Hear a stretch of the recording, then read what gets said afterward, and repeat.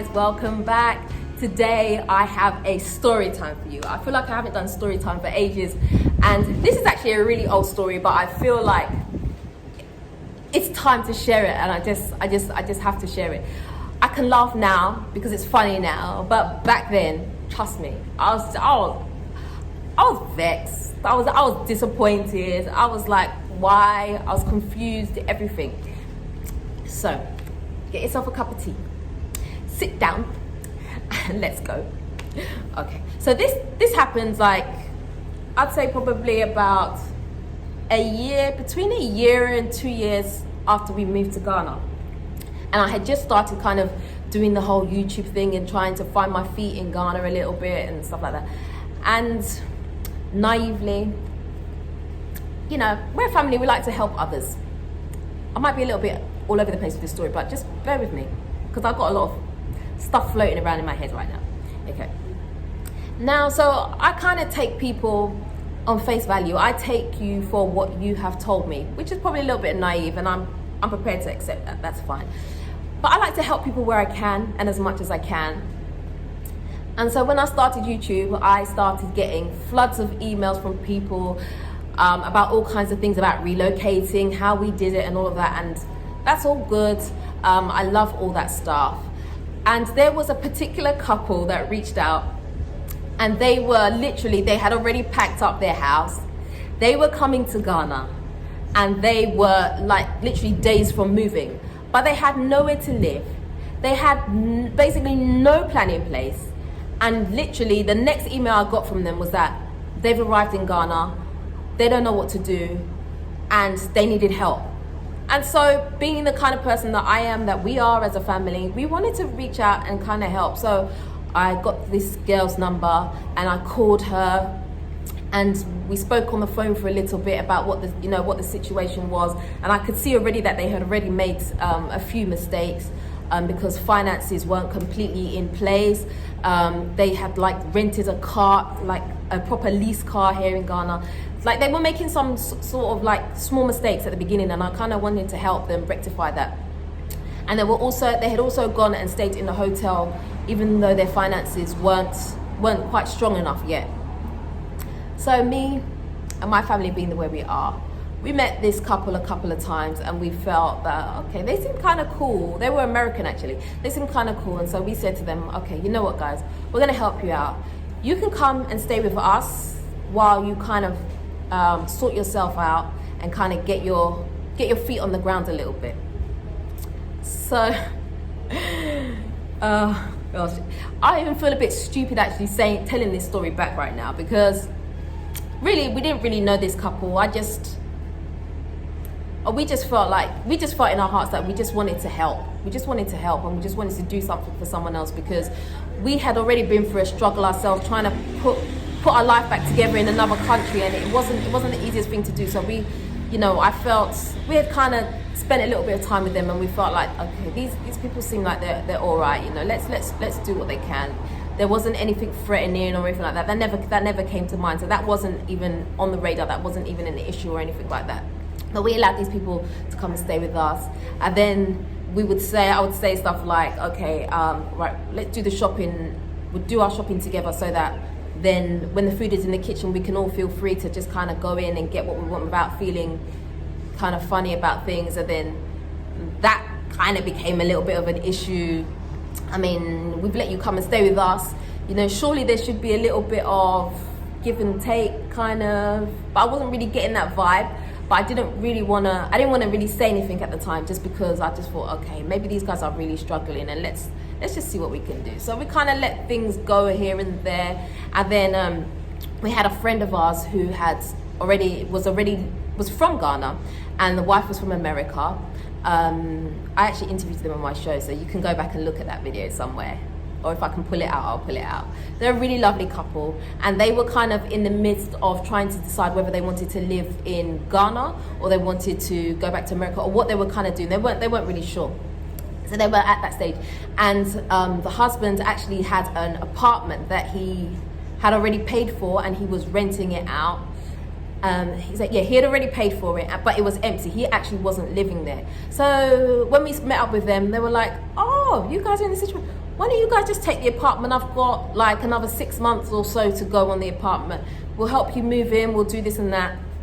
Listen, if I tell you guys, that we went with our car, with our own petrol and everything, did they give us petrol? I can't remember that. I can't remember if they gave us petrol or not. But we just thought, you know what, let's just go help them pack up their stuff from the hotel. So they moved in with us for a couple of days. That was that time. They moved in with us for a couple of days. I'm probably not telling the story in a very good order. So basically we met them at the hotel, and then they came to stay with us while my friend was going to sort out the apartment. That's what happened. So they were only with us for a few days. Okay, so we went with them, picked up their stuff from the apartment, and then we helped them to we helped them move out of their hotel that they were staying in because it was too much. And they came to stay with us for a few days whilst the apartment that my friend was giving them for free was being sorted out. So that was all done. He got it all cleaned up nicely for them and stuff like that. And they were in there for a bit, so we helped them move all the stuff up. We both got in our cars, loaded up with all their stuff, took it to this apartment. Would you guys believe that things then started turning nasty? I don't know what happened, but after they moved out of my house, things went a bit strange. Like, the text messages between us went a bit sideways. Things just weren't right. You can tell that there was a bit of a vibe. And so I reached out to my friend who was also American. I reached out to her and I was like, are you getting a funny vibe from this couple all of a sudden? And she was like, no, everything's been fine. It seems all right, blah, blah, blah, blah, blah. So I was like, okay, maybe it's just me. Maybe I'm taking things the wrong way. Okay, I'll leave it like that. I haven't really spoken to this girl, even though I've done loads for her and stuff. I haven't really spoken to her. She hasn't really reached out to me either. I thought, okay, fine.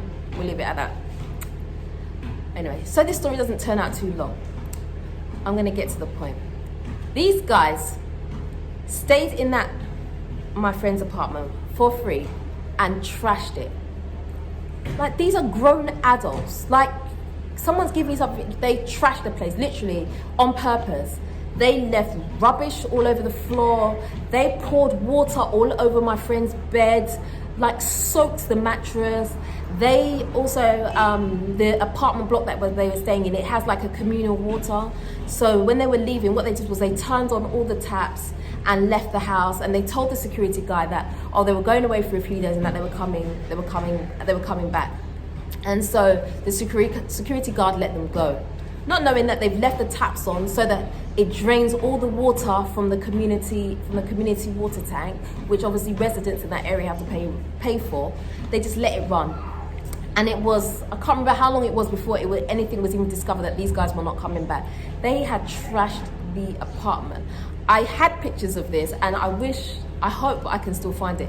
It was absolutely awful, and I was so angry that someone who we had trusted and given so much to help get them on their feet had decided to turn around and do whatever they wanted to do, and had just been so disrespectful. And I felt bad, not only for myself and my husband and my children who had tried to help this couple, but also for my friend who they met this couple through us, and they had done this, and it's almost like they had taken the worst brunt of it because they had completely trashed that apartment, and obviously the apartment had to then get put back together again because the apartment had to be handed back over to the landlord. I'm just like, I didn't even know there was people in the world that behaved this way, that were like unstable. Because I actually followed this girl for a little while, even after this whole incident. I never really confronted her and said, you guys are out of order for this, that, and the other. We just let it go, because there's some things, you pick your battles basically. And for me, I was just like, well, if you're like that, you're obviously someone that's not reasonable. So there's no point in me reaching out to say, oh, why did you do this, or trying to understand it. They just did it. For me, there is no explanation as to why you would pour bottles of water on someone's bed and deliberately leave the bottle. So it wasn't an accident, nothing flooded. You've deliberately opened bottles of water and poured it and trashed the place and left the place in that manner. It's craziness. So I felt really bad because they had taken like the hit of what it was, because obviously the apartment had to get get sorted out and all that. And it was just horrible. I'm just like, why are there people like this in the world? If you're coming to Ghana, make sure you have your situation tight. Now, people will help you to a certain extent, but you should never abuse it, because I feel like now, for the many of you that want to come, I have to always be on my guard as well, because although, yes, I love to help people and all that, I never want to find myself in such a situation as that again, because I'm wondering if these people were actually unhinged or something, because I don't know. But it was an unfortunate situation, because we love to help, and they abused that, and so they kind of ruined it for everybody else after that. So it's almost like your trust level for people kind of just went from here to here, you know. And they spoke a lot about, we want to reconnect with Africa because that's what we want to do, and we helped them with so. Even as I'm telling the story, I'm remembering so many things that, you know, I was pulling in contacts for them, connecting them to people, because we had started to establish ourselves, so we kind of knew what was going on. They wanted to start a business, we were trying to help them, and it was like, basically, it was so unfortunate. But hey, in the end, they ended up leaving Ghana. I think the girl said she had malaria, and then she got sick, and then no one in Ghana would help her. And then she made all these wild accusations and claims as I was watching her, because she had an Instagram account, and she would often post on there as to what was happening, and she kind of blamed other people for the situation that they were in, and that no one would help her. Then eventually they managed to leave the country, and they are never coming back, so they say.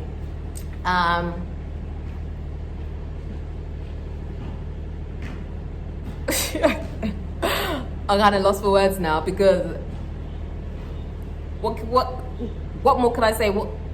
That was it. But anyway, lesson learned.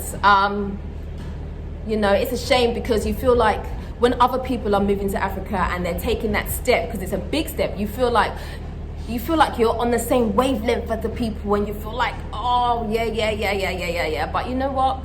Even in such a huge change, there are still people out there that can be snakish. Don't assume that everybody has the same agenda that you have. Just still be wary of people, because not everybody's good. I know that sounds silly, but not everybody's a good person. Not everybody has your best interests at heart. Not everybody cares about anything. Some people just care about getting what's right for them. So you just have to always be on your guard, you know. So that was my story time. I hope you enjoyed it. It wasn't a nice experience, but it was one that taught me a lot of lessons, and it's one I've never forgotten ever since. And so I carry it with me. Another scar. Anyway, no, it's not really a scar. It was an experience. It was an experience. But anyway, guys, that's all I want to say. So I hope you enjoyed story time, and if I have any more story times, I will be sure to bring it back to you. And that's it for now, guys. If you haven't already subscribed, please do subscribe. Please subscribe.